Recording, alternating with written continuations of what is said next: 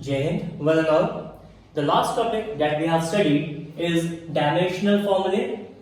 Few of the formulas we have already studied in our last video. Today we will take up few more examples. Just for example, electric current.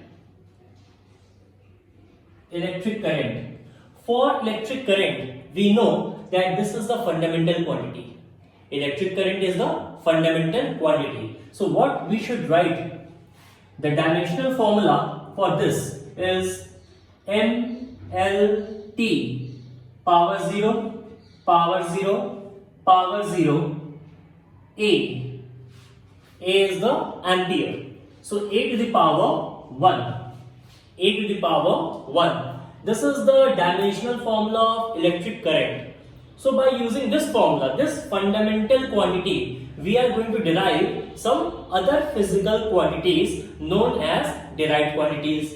So let's take another example as charge. Electric charge. For electric charge, it is the formula that we are going to have is I into T. I into T is the formula of electric charge. Hence, the dimensional formula will be M L T A. So M to the power 0, L to the power 0, T to the power 1, ampere to the power 1. This is the dimensional formula for charge, and you can say the basic formula is I into T. Okay. Let's go for one more. That is the current density. Current density. Let's make this as such. We should draw lines, I think. So I am just following this rule over here. This is the formula. This is the dimensional formula, basic formula, dimensional formula. Current density. What is the formula of current density? The formula of current density is I upon A. The formula of current density is I upon A. So the formula of I is over here. A is, the unit of A is meter square, isn't it? If it is meter square, can we write like this? M to the power 0, L to the power 0, A, not 0, it should be minus 2, and T to the power 0, A to the power 1. Isn't it? I, ampere, I to the power 1, A to the power 1. This is the area. Area means meter square, which is a denominator. It will go in numerator, and area for length. Length to the power minus 2, big bracket closed. Okay. Let's take one more example. What can we have? The example electric potential. Let's go for electric potential. Electric potential. What is the formula? Let's take up the formula. The formula of electric potential is W by Q, isn't it? The formula of work that we have derived in the previous video is mL2 T to the power minus 2. You can see over here mL2 T to the power minus 2. So can we just put this formula directly over here?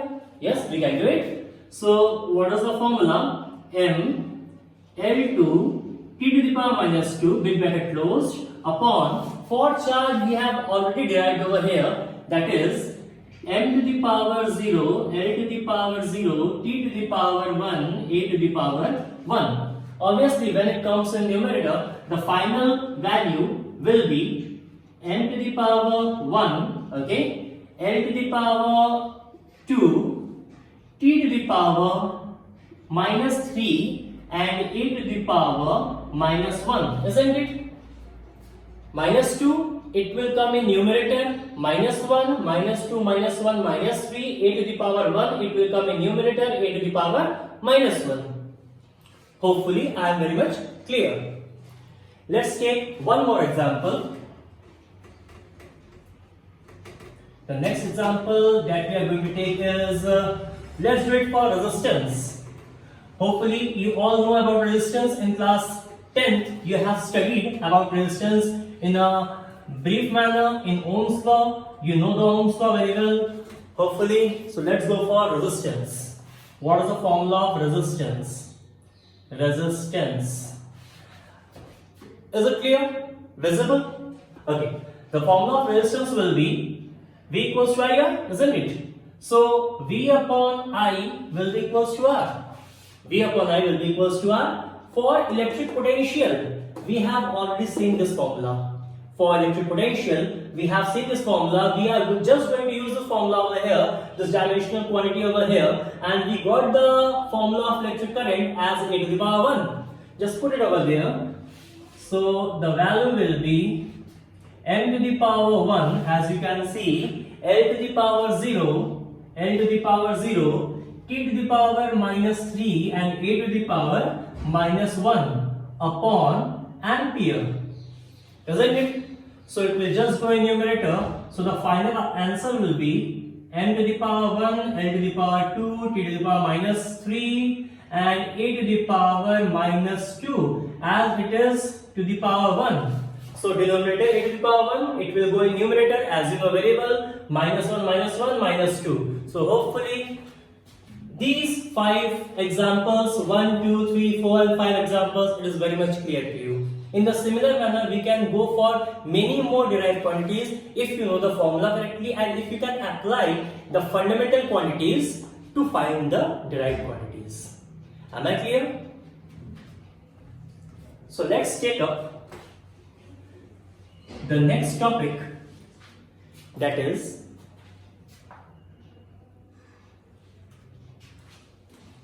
different dimensional quantities. Types of dimensional quantities.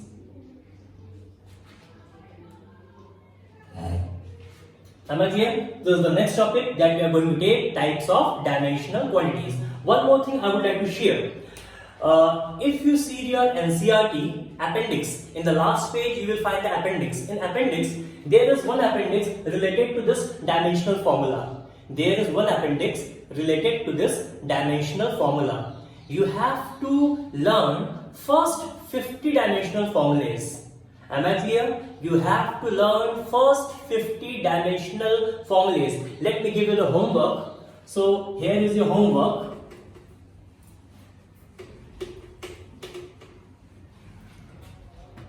HW to find the appendix in NCERT back related to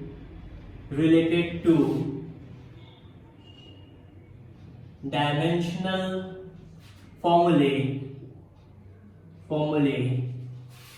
and learn first 50 formulae. Learn first 50 formulae, obviously not in a day. If you just do 5 or 6 formulas in a day, you are going to complete it by 7 or 8 days. In 8 days, you are going to complete all the 50 formulas. Just make a regularity that you have to do it. Okay?